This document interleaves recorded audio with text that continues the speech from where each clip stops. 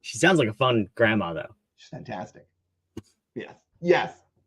I feel like you get, when you're that age, there's two directions, right? There's completely unhinged, and then there is just the quiet, stoic, wisdom-filled grandma.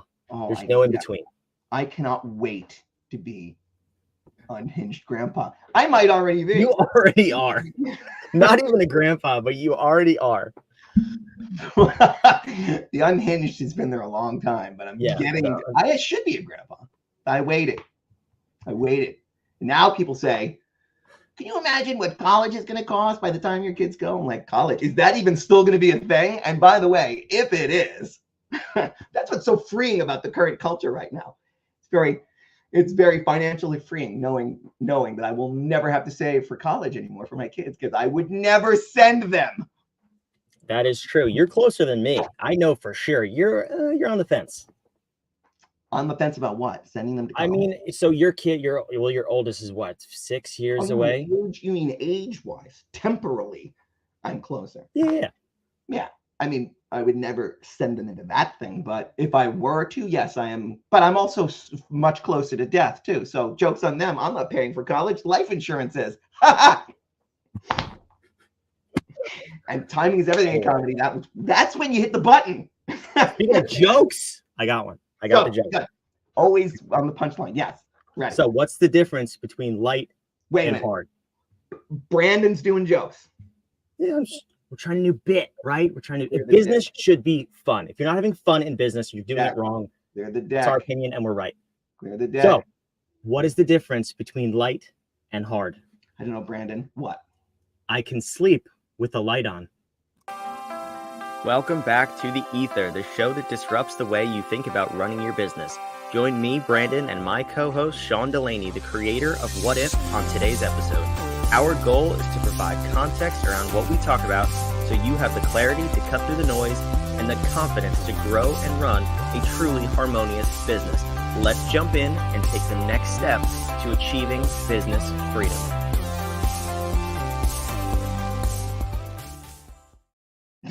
Welcome back to The Ether. Sean, did you get the joke?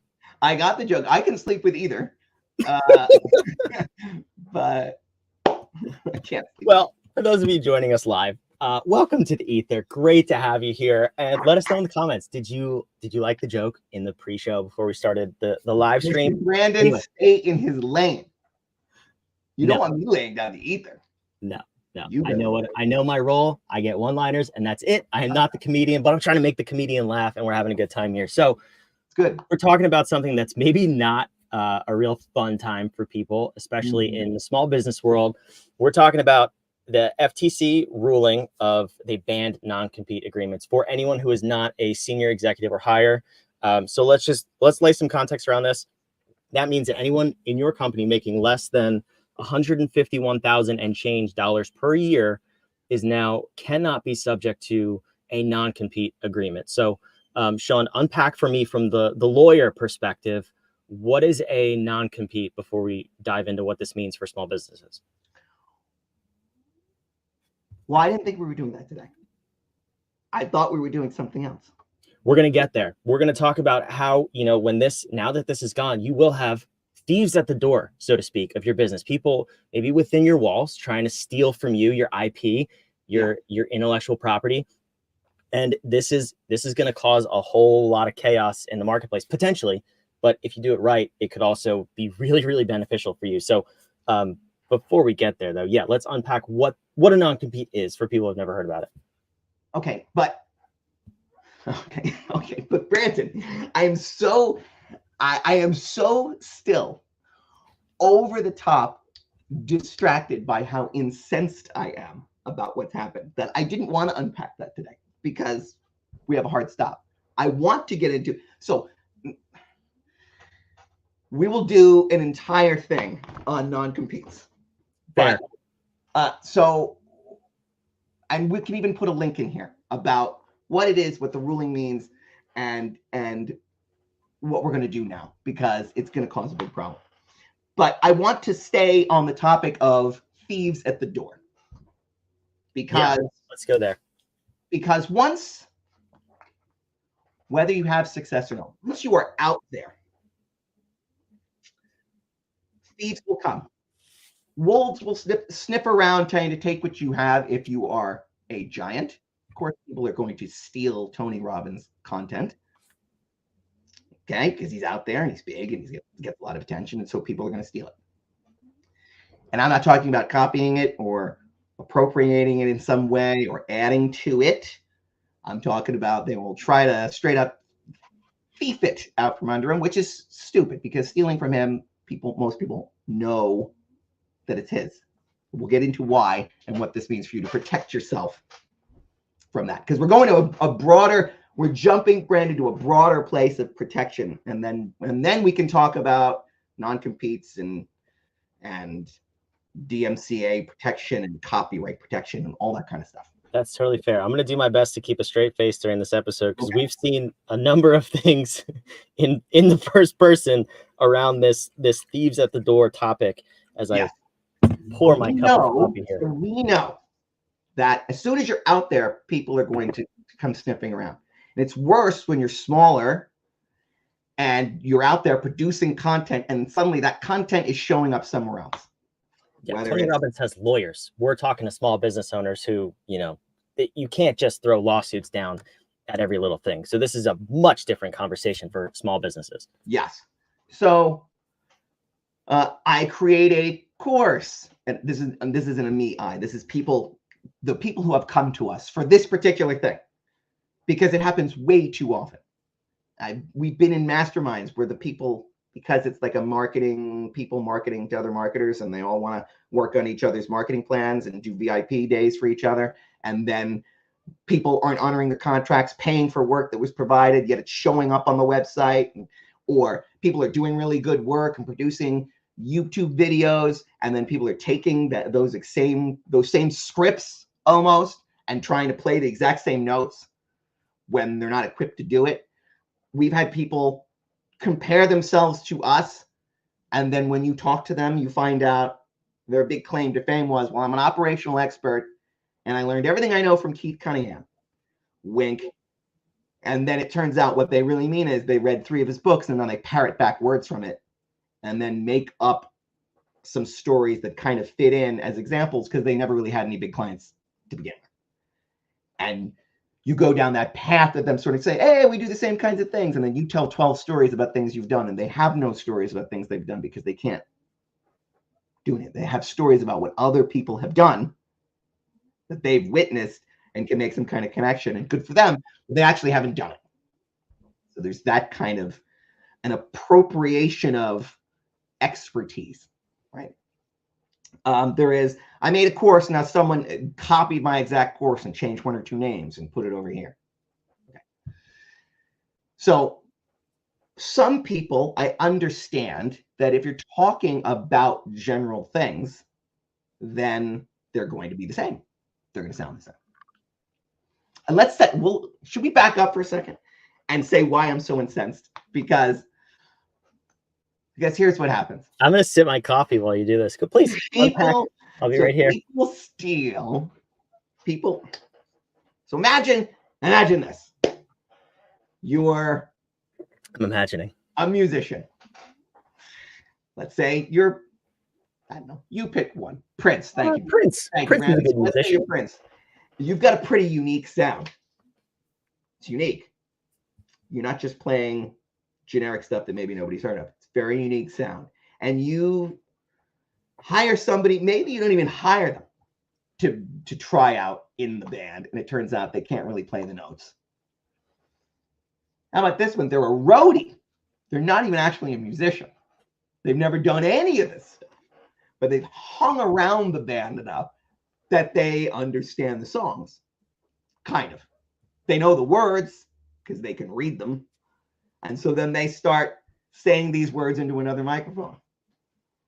Not playing any instruments because they actually can't, but just saying the words and pretending like they are also, they're not saying that they're Prince, but they're playing all of his songs.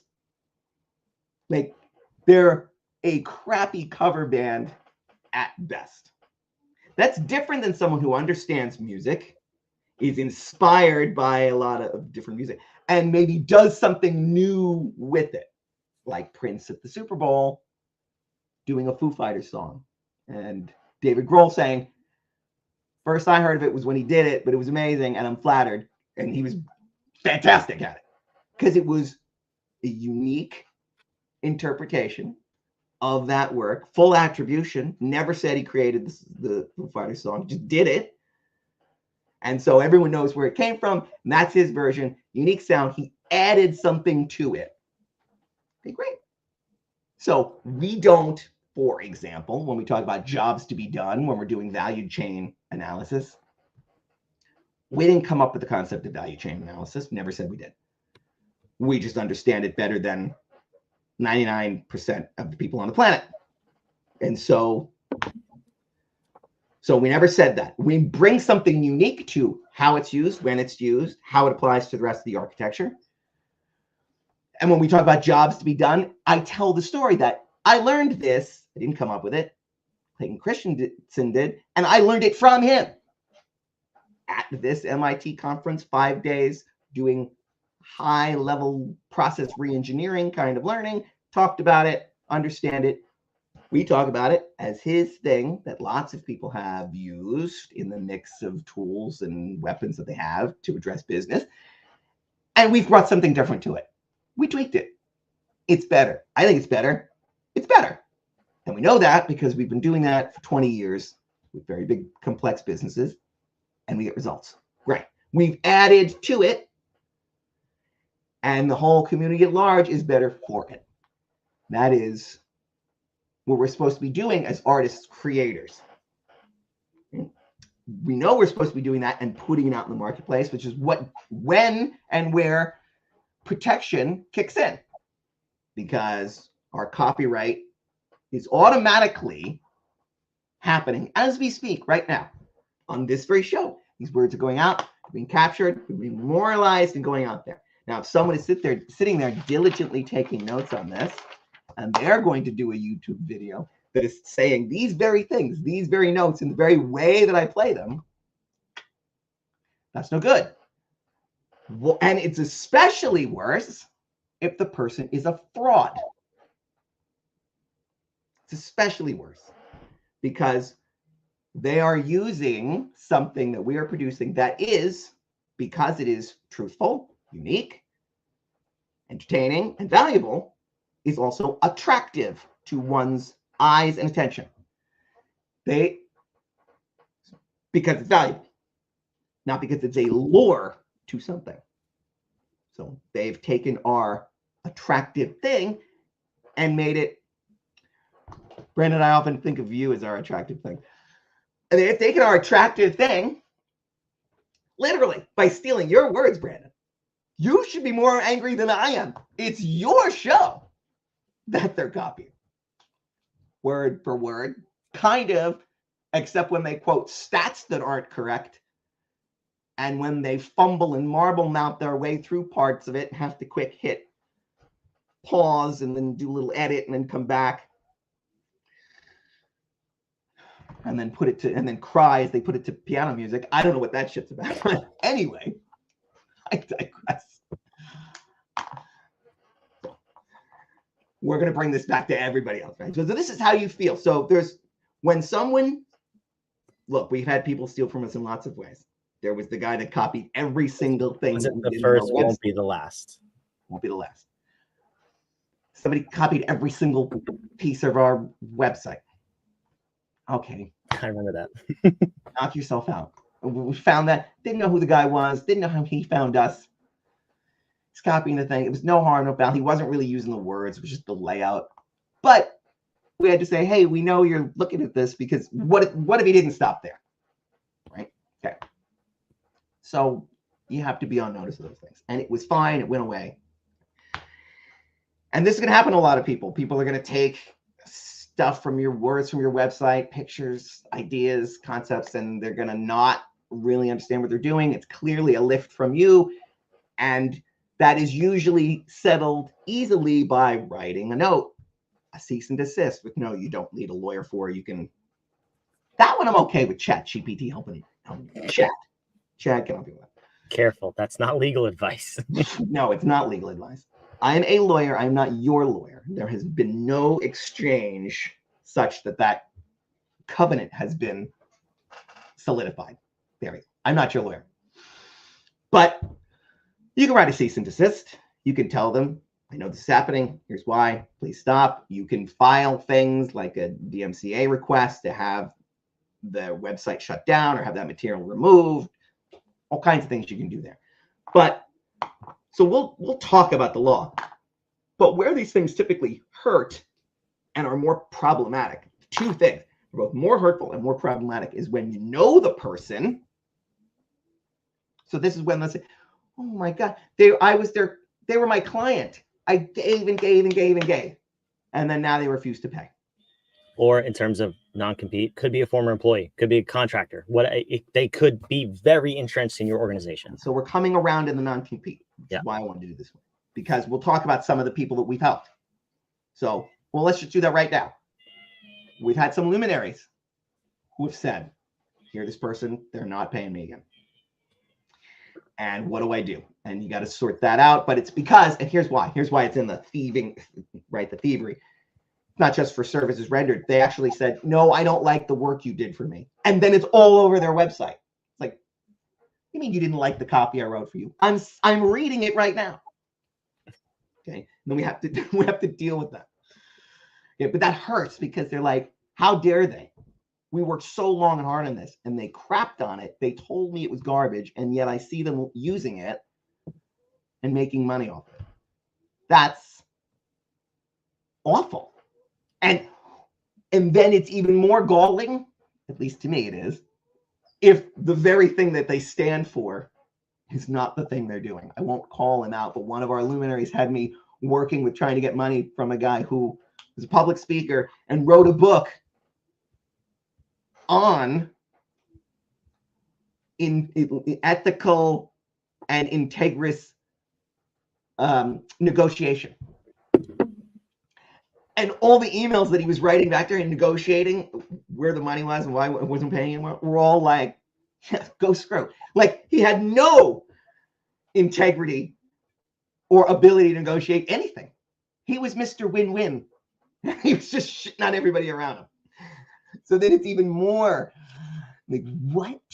How dare you represent that to the world and not be that? And then take from me in order to get more people into your trap.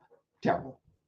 Okay. Yeah. So let me say two things about this real quick, because this is unfortunately more common than I think people realize. Even when you do put yourself out there in the world, there's not a whole lot of creative people anymore. And people do tend to just copy and paste and claim it as their own.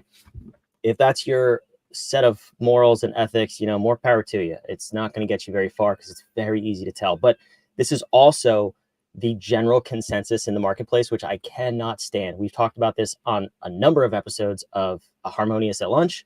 And this is just, it's crazy. The coaching industry is told, the guru coaches tell their students and clients, you just have to be one step ahead of your clients.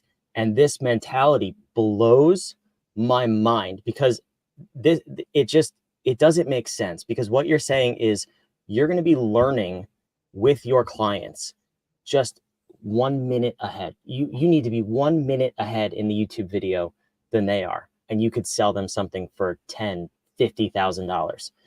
I don't understand this mentality, but it continues to be pushed by people, and people are falling for it. They're investing their life savings in these programs to learn how to be a coach or a consultant.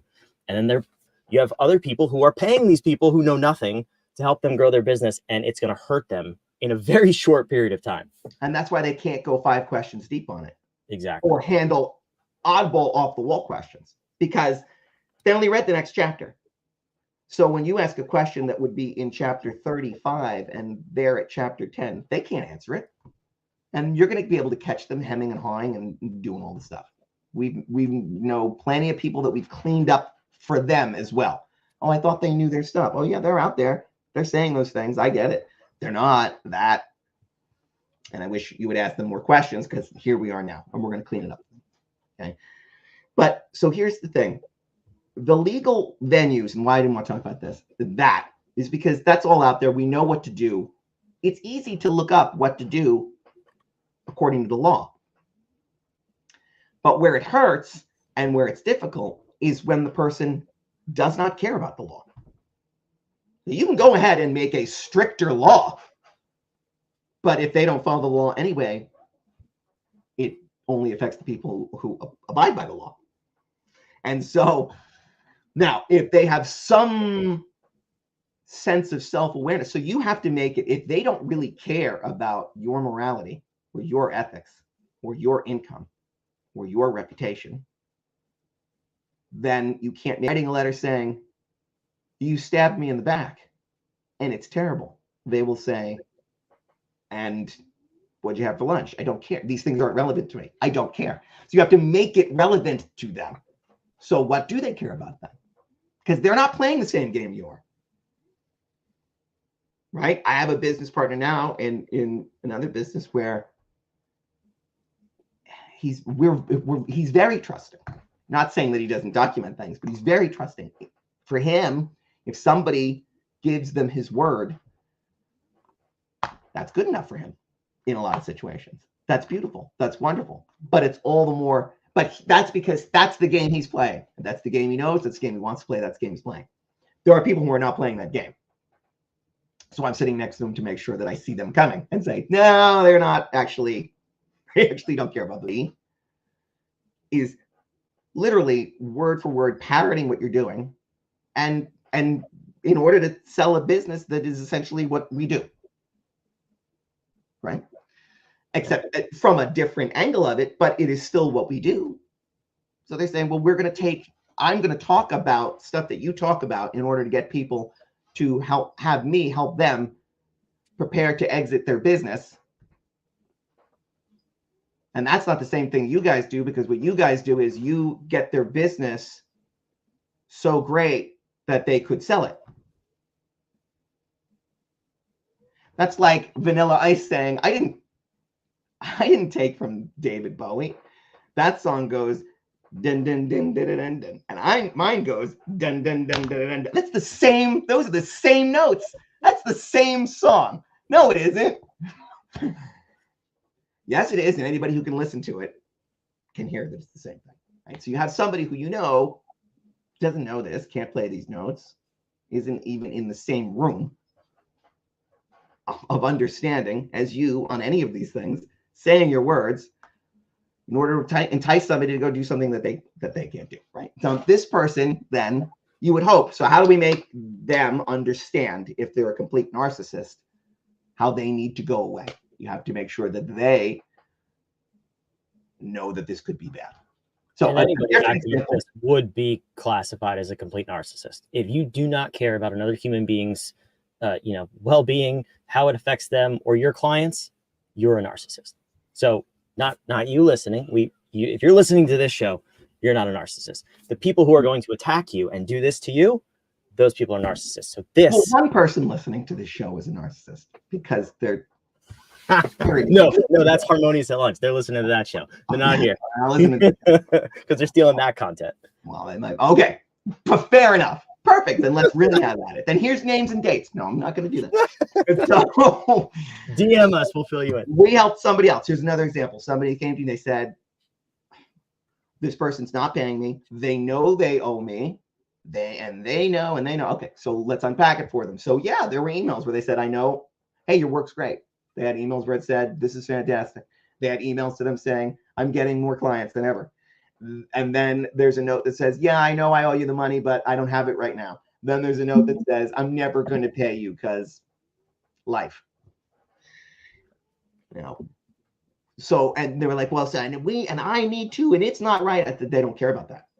I know they don't care about that because they can see they don't care about that. And you've tried to go on that, hit them in the places where it would hurt if they cared about that. They don't have those nerve endings. How do we solve it? I pulled the one part from the contract that the person wasn't paying attention to. And I sent them a note then saying, we've been overall, we both understand from your communications that you know that you owe the money, and we know that you owe the money. and you're getting great success for it. What you've forgotten is that in the contract, you gave my client the right to use your entire CRM for whatsoever purposes they deem fit. I didn't write that clause. I don't know who wrote that clause, but you signed that contract. And imagine, I'm not saying they're going to do something or not do something, but he has your entire list. That person put 2 and 2 together and immediately paid the money that they owe. Now, was this extortion? It wasn't extortion by any sense of the imagination, because it was legal.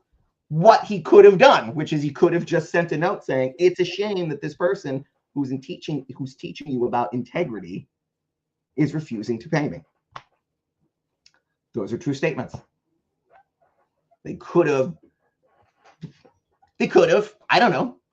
Or maybe, and if the wording had been bad, maybe there could have been a lawsuit, and it could have been even worse for both of them as they destroy each other's lives and spiral into oblivion. So my advice, right? So my advice to both of you is knock it off and pay them. And they both did, because it was circling the drain on both. The side that we were representing was very interested in doing horrendous things to this other person.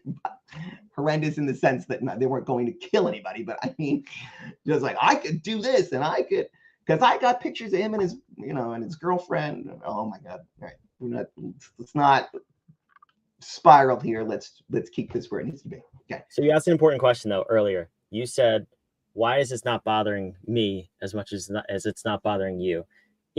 It is and it isn't. I think this is also important for people to understand, because it does not bother me that people take my words and copy me. If anything, I'm flattered. Thank you. I have good words, patting myself on the back. Where it bothers me though, and let's go back to navigation in our architecture. Our mission at What If is to demonstrate the acceleration, ease, and joy of running a truly harmonious business. Yes. For our clients. Now, This is the part that bothers me. When someone takes my words and tries to get clients to pay them money to do the same thing that they can't deliver on, now I'm pissed, because we're hurting potential clients in the marketplace, people who we exist to serve. You've not only broken my core values, our core values as a company, you've tried to hurt our mission. That part really rubs me the wrong way. So if it was like Prince and David Grohl, I mean, Prince is not offending him. He's complimenting him. He's changing it. The example you gave before, that's a beautiful tribute to that song and that music. He's not trying to steal, what is that, Foo Fighters? Is that what you said? He's not trying to steal Foo Fighters fans and be like, Prince is the new Purple Rain Foo Fighters. Like, that guy's an idiot. Come over here. It's completely different. Yeah. And what's even worse then is that if somebody then said, well, if you're talking to somebody and they said, well, we've tried that and it doesn't work. What do you mean it doesn't work?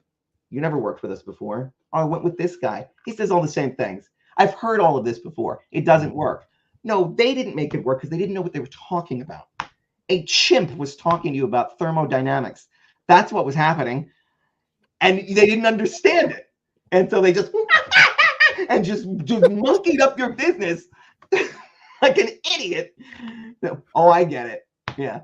You want to come in and give me, no. The monkey was telling you how to run that zoo. Okay? So here's a test. I'm going to clip that and I'll put that on the internet and we'll see who's copying us. It'll be really clear. So this is the people. Yes. You want to copy something? Copy that. That's the monkey sounds. Doing. We're stealing your stuff. You don't actually know what you do. They're just, I gotta get that thing back on it. Oh, well, we can't get him back on the leash. We just gotta wear himself out. When he gets good and mad like that, there ain't enough tranquilizer in the world to take him down. Let him punch himself out. He'll be like, I digress. So now here's the ultimate thing, because we can do more on this, but we can do more on this, but what's the ultimate protection? Be loud and unique. If you are unique and you're everywhere, everyone's going to know. everyone's going to know. You can't just go start singing a Taylor Swift song and someone's going to go, you know, I never heard that jam, but now it sounds similar. Everyone's going to know it because she's unique and she's ubiquitous. And that's the ultimate protection then of somebody just casually stealing your stuff. They will look a fool. And we're pretty unique here. We have a unique brand and flavor that's on purpose and also on purpose and also on purpose, meaning we get multiple things out of being who we are, aside from the fact that it's core alignment with our core values and who we are at our core. And it's the particular brand that comes out, the flavor, the ether that happens when Brandon and I mix together. It's the mission living in actuality in everything that we do. All of that creates that, plus the promise that we have that it will deliver as expected. Any results that we're promising. All of that goes into that. And it is unique, and it is we have to get it as many places as possible, because then anybody doing that exact show, they're going to say, I've seen this. This is Blue Man Group. Yeah, but we're orange. Okay. But it's still Blue Man Group. What are you doing? So that advice, that's the ultimate protection. You can't steal from Tony Robbins and expect no one to know it. And so anybody trying to riff from him has to say, so as Tony Robbins says this, and if that's where it ends, so come to me because I'm cheaper to tell you that exact thing instead of him, that is not the answer. If it's, and come to me because I know that and these 5 other things and I've combined them into this, and here are the 10 people that it's helped, now we can have a conversation. That is taking from multiple places. And to protect yourself from just being a derivative hack in the world, first check your morals, but let's say it's unintentional. Well, I learned some things and now I parrot them back. Learn from as many places as possible. Take from everything. The migration patterns of swallows, the behaviors of cats at night, the latest Taylor Swift song, and a rerun of Bonanza. Combine those 3 things. That is unique. 8 things, and come up with something new. That is the seat of creativity. And all starts by asking a single question. What if? What if? It's a beautiful question. So that's the beginning of protection, how to think about protection in terms of the non-compete. Yeah. This will happen to you, and we will expand more on that in the next episode of the Ether. So jump on over there the next week if you're watching live. Otherwise, just jump on over the next episode. We'll unpack this specific to this clause, but get loud, be unique, have your own flavor. All of these things we talked about, super important principles. And I mean, yeah, if you want to see where you stand in terms of your protection, your ubiquity, your get loudness, if you will, go on over to whatif.com, go take the bad.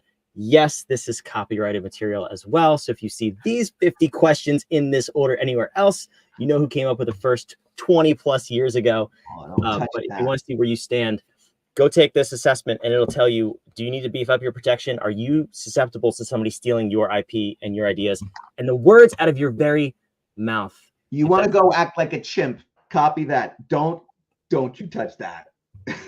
Okay. You'll have some problems if you touch that. But no, we want to unpack it for you. We'll see you on the next episode of Ether.